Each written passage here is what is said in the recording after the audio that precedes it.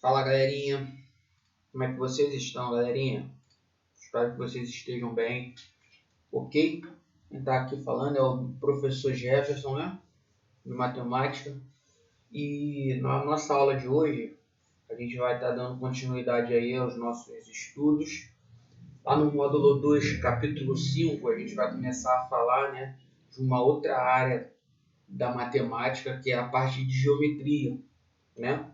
A gente sabe que a matemática ela é uma ciência que ela tem subdivisões, né? Tem a parte de aritmética, tem a parte de álgebra, tem a parte de matemática financeira e tem a parte de geometria, que é a parte que a gente vai estar dando início na nossa aula de hoje, né? O estudo dessa parte aí que a gente vem iniciar na aula de hoje. Então, nesse capítulo 5, nós vamos estudar esses assuntos aqui, né?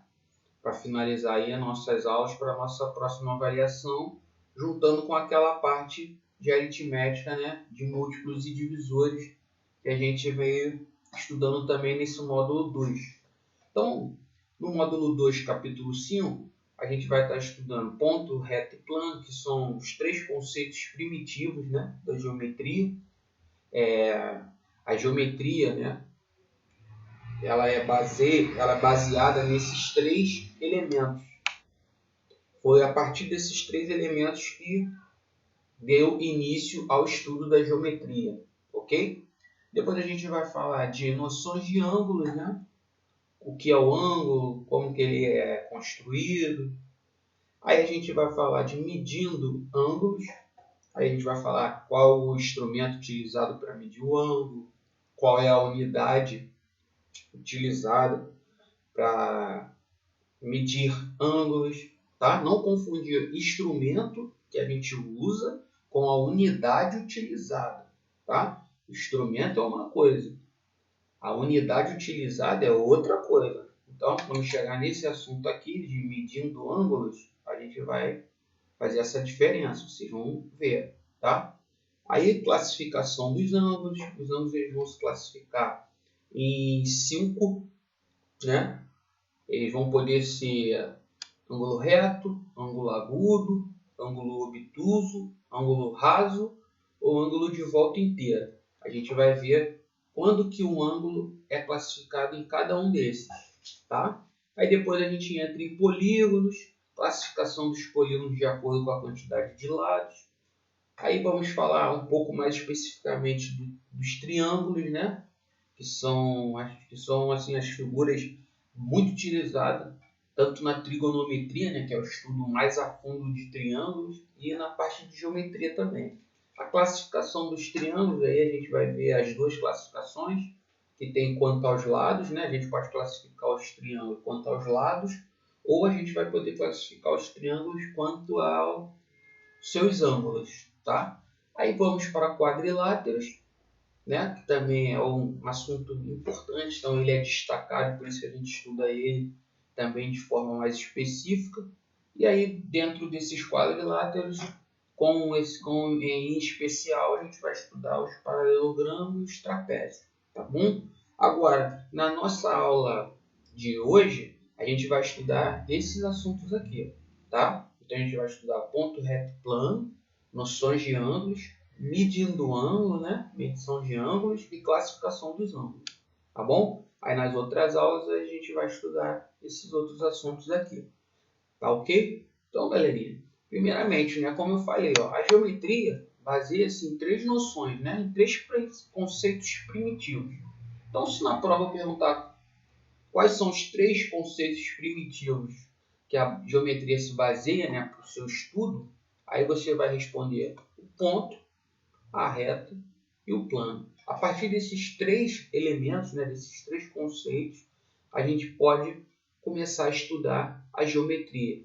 E para quem não sabe, geometria, se você analisar a palavra, geo significa terra, metria é medidas. Então, quando a gente está estudando geometria, a gente está estudando tudo que a gente pode medir na Terra. Daí o nome geometria, ok? Geo é terra, metria é medidas. Então, se a gente olhar para essa palavra, Geometria vai ser estudo das medidas que tem na Terra, tudo que pode ser medido na Terra. Ok? Então, essas noções são aceitas sem definição e, por esse motivo, são chamadas de conceitos primitivos. Então, os conceitos primitivos para o estudo da geometria, né, é o ponto, a reta e o plano. Ok, galera? Tranquilo? Então, vamos falar um pouquinho de cada um deles. O ponto. O ponto não possui dimensões, isto é, não tem comprimento, nem largura ou altura. Então, a gente vai entender que o ponto ele não tem dimensões porque ele não tem comprimento, não tem largura e não tem altura. Temos ideia do que é, mas não podemos defini-lo. Um pequeno furo feito por um alfinete no papel, por exemplo, nos dá a ideia de um ponto. Nomeamos um ponto por uma letra maiúscula do nosso alfabeto, né? Do alfabeto latino ao nosso alfabeto. Ok? Então, para a gente nomear um ponto, a gente usa a letra maiúscula do nosso alfabeto. Então, a gente não pode botar, quando eu estou representando um ponto, letra minúscula. Tem que ser letra maiúscula, como esses exemplos que estão aqui embaixo. Ó, ponto A, ponto B, ponto C, ponto D, ponto E. Ok? Então, ponto é mais ou menos isso. Não tem definição, não tem dimensões, né? E é nomeado com letra maiúscula do nosso alfabeto. O segundo aí, conceito primitivo, é a reta. E o que nos interessa saber a respeito da reta? Não podemos definir uma reta. No entanto, temos noção do que seja. Por exemplo, um risco no papel feito com o auxílio de uma régua nos dá a ideia de uma reta. Ok? E nomeamos uma reta por letra minúscula do nosso alfabeto. Então, a diferença da reta por ponto é essa. A reta a gente vai nomear, né? Quando a gente riscar uma reta, a gente vai dar um nome para essa reta, a gente vai utilizar letras minúsculas do nosso alfabeto. Agora, quando eu for representar o ponto, eu vou usar a letra maiúscula do nosso alfabeto. Ok? E aqui tem uma importante informação a respeito da reta. A reta é formada por infinitos pontos alinhados. Então, devido a gente marcar infinitos pontos e a gente traçar, a gente vai ter a reta lá formada. Ok? Então, está aí a explicação do segundo conceito primitivo, a reta. Aí, aqui tem um exemplo de uma reta. A reta R. Observa aqui, ela foi nomeada com letras minúsculas do nosso alfabeto, ok? Letra R, mas minúscula, entendeu? Poderia ser reta A, reta B, reta C, qualquer uma das letras que você quiser do nosso alfabeto, mas tem que ser minúscula. Agora, o terceiro conceito primitivo é o plano, tá? E aí, como que a gente vai definir o plano, né? O piso de uma quadra poliesportiva nos dá a ideia de um plano. O piso, o quadro negro, onde eu escrevo lá a matéria para vocês, o tampo da mesa que vocês têm lá na sala de aula, ok? O piso da casa de vocês, ok? A parede. Então, da casa de vocês, tudo isso nos dá a ideia de plano. E nomeamos um plano por uma letra minúscula do alfabeto grego. Então, por isso que vocês não veem plano A, plano B, plano C, não existe. Entendeu? Por quê? Porque a gente utiliza letras minúsculas do alfabeto grego. Ok? Letras minúsculas do alfabeto grego. Ok, galerinha? Então, as mais utilizadas são essas três aqui, alfa, então, beta, tá vendo? E gama. Então, aqui eu tenho exemplo de um plano beta. Utilizei a letra beta do alfabeto grego. Então, se eu colocasse esse símbolo aqui, seria plano alfa. Se eu colocasse esse aqui, seria plano gama. Ok? Então, ponto, letra maiúscula do nosso alfabeto. Reta, letra minúscula do nosso alfabeto. E plano, letra minúscula do alfabeto grego. Quais são as mais utilizadas? Essas três estão aqui. Alfa, beta e gama. Beleza, galerinha? Tranquilo? Ótimo. Então, olha bem. Aqui, então, eu já vou deixar o primeiro exercício para vocês fazerem. Ó, vimos que ponto reto e plano são noções elementares da geometria. Escreva a ideia que nos dá cada situação descrita a seguir. Então, você está vendo que tem aqui esses retângulos aqui, é onde você vai responder, tá? Então, ó, o que você faz? Tira uma foto, ou dá um print aí do seu celular, se você estiver assistindo essa aula pelo seu celular, e copia esses exercícios aqui no caderno.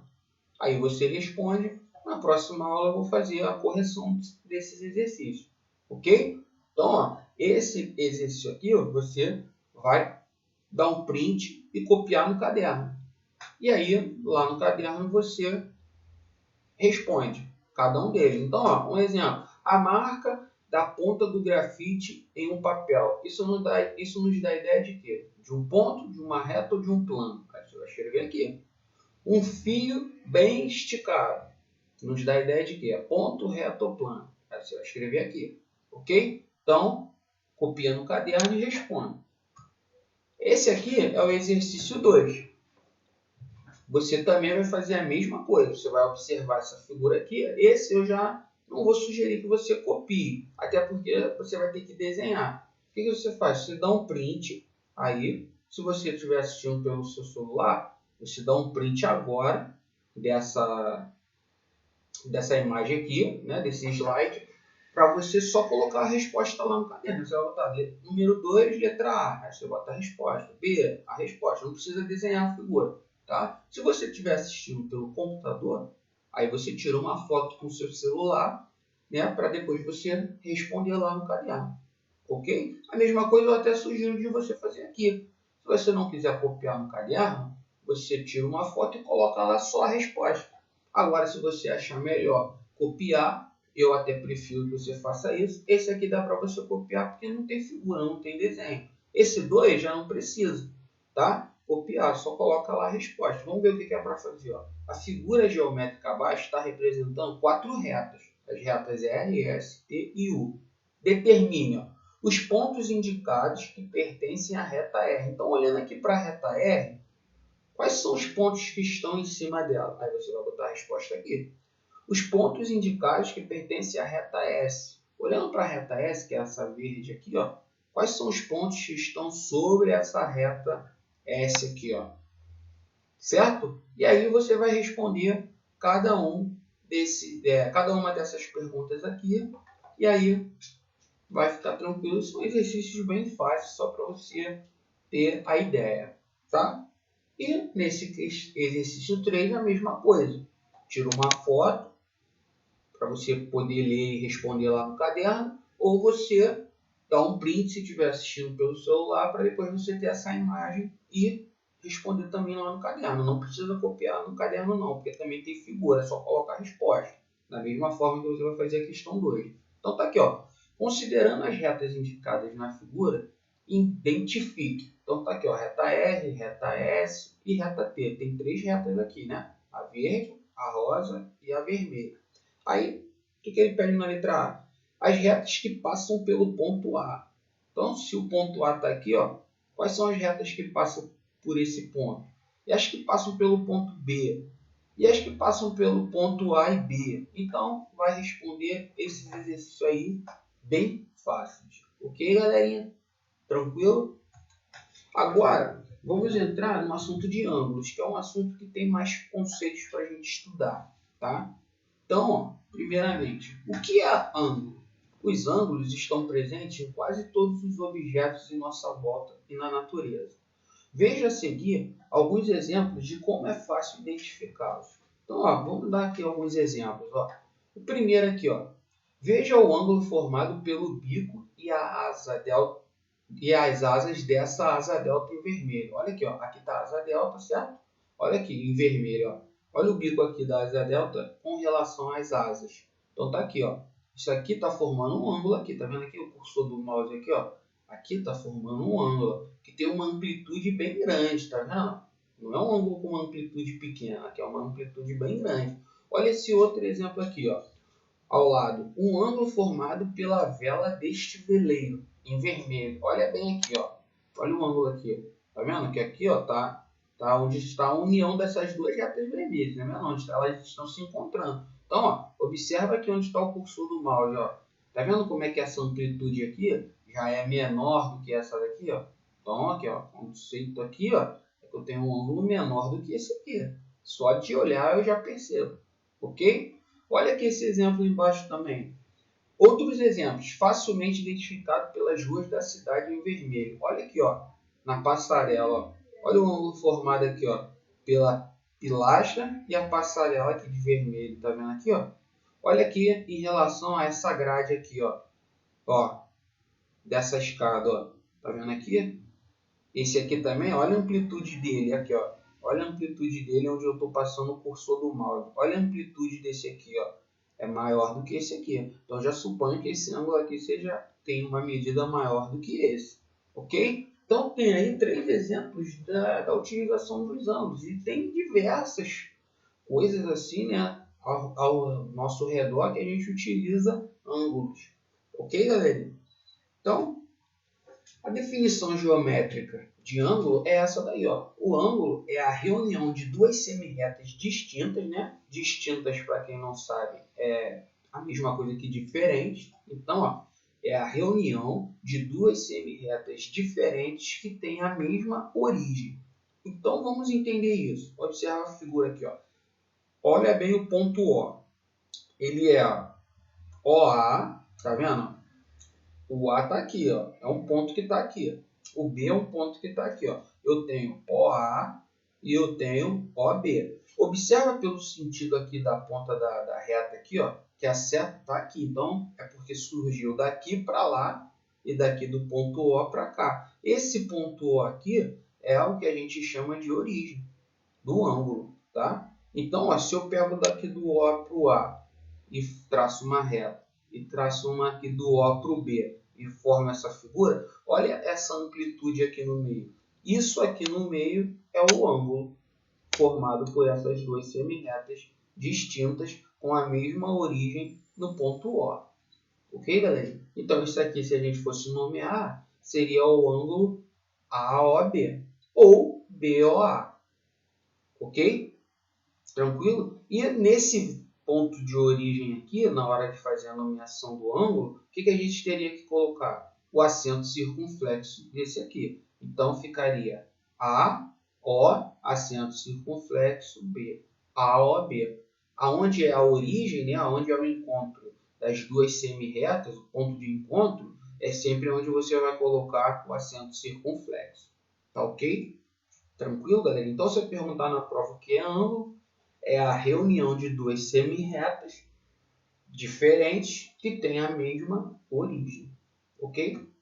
Então, ó, observando a figura, verificamos que está aqui a explicação que eu dei lá, de uma forma mais detalhada. Ó. A figura é formada pelas semirretas OA e OB. Tá vendo aqui, ó? OA e OB. Eu vejo isso pelo finalzinho da reta aqui. Olha o sentido da seta, que ela está para lá, então ela continua. Ok? Então ela partiu daqui, aqui é o início e ela vai para lá. A mesma coisa aqui, ó. Aqui é o início e ela vem para cá. Ok?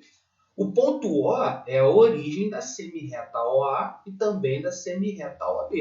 É da onde ela iniciou. Então, ele é a origem das semirretas, ok? As semirretas OA e OB formam um ângulo, que é esse aqui no meio. Ó. Essa distância das duas retas aqui. Ó. Tá vendo que tem essa amplitude aqui? Isso aqui é o ângulo, ok? Que chamaremos de ângulo AOB. Observa aqui, ó, a origem é o O, então aqui, ó, ele está com acento circunflexo, porque ele é a origem. Tem sempre que colocar o acento circunflexo na origem. O ponto O é o vértice do ângulo. Então está aqui, ó. Por ele ser a origem das duas semirretas, a gente vai nomeá-lo do vértice do ângulo. Então, o ponto O é o vértice. Ok, galera? Então, esse slide aqui está bem mais explicativo do que aquele outro que eu expliquei assim mais de forma direta, né? Aqui já está escrito e já está mais detalhado. Então, tranquilinho, né? Lembrando que o ângulo é sempre essa amplitude formada entre as duas semi-retas, ok? Agora está aqui, ó. Isso é pergunta de prova. Qual é a unidade de medida utilizada para ângulos e qual é o instrumento utilizado para medir o ângulo. Então vamos diferenciar isso. Lembra que eu falei lá no início lá da nossa aula? Então, ó, as unidades de medidas utilizadas para medir ângulo é o grau. Então, ó, quando eu vou medir o ângulo, isso que vocês veem a gente falar 20 graus, 90 graus, 70 graus. Então a gente usa o grau como unidade de medida para ângulos, para medir ângulos, ok? O grau, para quem não sabe, é aquela bolinha, né? Aquela bolinha que fica do lado do número, 70 graus, aí você bota aquela bolinha lá, 100 graus, você escreve 100, bota aquela bolinha lá. Agora, o instrumento utilizado para medir ângulos é o transferidor, ok? Então, grau é a unidade de medida. Transferidor é o instrumento utilizado para medir. Não confundir isso, porque eu vou fazer essas duas perguntas lá na nossa avaliação 2. Ok? Então, ó, esse slide é bem importante. Então, professor, já gravei. Grau é a unidade de medida utilizada para medir ângulos. Agora, o instrumento utilizado para medir ângulos é o transferidor, ok? Não confundir, beleza? Agora, a classificação dos ângulos. Lembra que eu falei que os ângulos eles podem ser classificados de 5 formas? Então, estão aqui, ó, as 5 classificações. Tá vendo aqui? Então, vamos entender cada uma delas. Quando um ângulo é agudo, quando ele tiver a medida menor que 90 graus. Então, qualquer ângulo com a medida menor que 90, ele é classificado como ângulo agudo. Então, ó, aqui ó, eu tenho um ângulo de 30 graus. Ó. Ele não é menor que 90, então esse ângulo aqui ele é o ângulo agudo. Ah, professor, o ângulo de 80 graus também é agudo? É, ele é menor do que 90. Então, qualquer ângulo menor do que 90 é agudo. Quando que um ângulo é reto? Quando a medida dele for exatamente igual a 90 graus. Então, se o ângulo tiver 90 graus certinho, ele é classificado como um ângulo reto. Ok?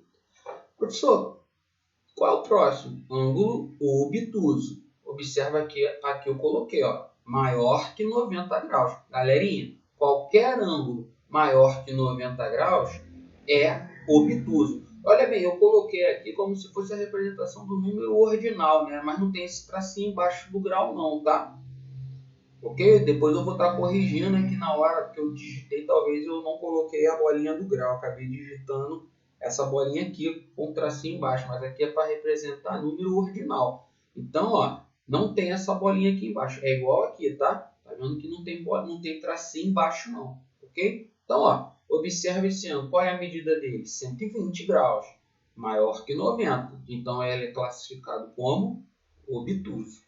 Professor, o ângulo de 150 graus, obtuso também. E o ângulo de 200 graus? Obtuso. É maior que 90, é obtuso. Ah, entendi. Professor, e agora esse ângulo raso aqui? Ângulo raso é a que tem a medida igual a 180.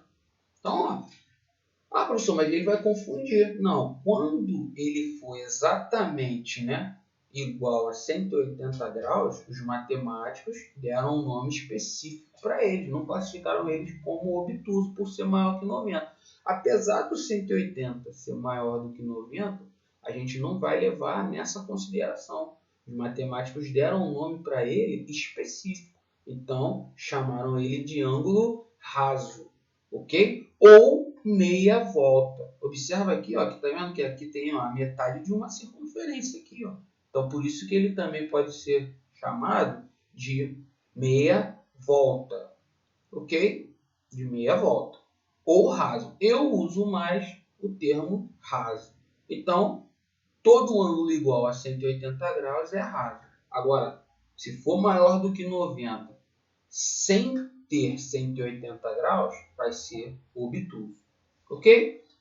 O ângulo nulo é o ângulo que tem 0 graus. E faltou aqui que, na verdade, esse ângulo nulo não é a classificação. A classificação é o ângulo de volta inteira. É o que tem a medida igual a 360. Então, na verdade, ficou aqui faltando a classificação na classificação dos ângulos, o ângulo de volta inteira, que é o ângulo que tem a medida igual a 360. Esse ângulo nulo aqui, que é igual a 0 graus, ele não entra na classificação dos ângulos, ok? Na verdade, aqui tinha que estar o ângulo de volta inteira, que é o ângulo que tem a medida igual a 360 graus. Entendeu? Então, galerinha, esse slide aqui também, você pode perceber que ele é para decorar. Então, ó, ângulo agudo menor do que 90 graus.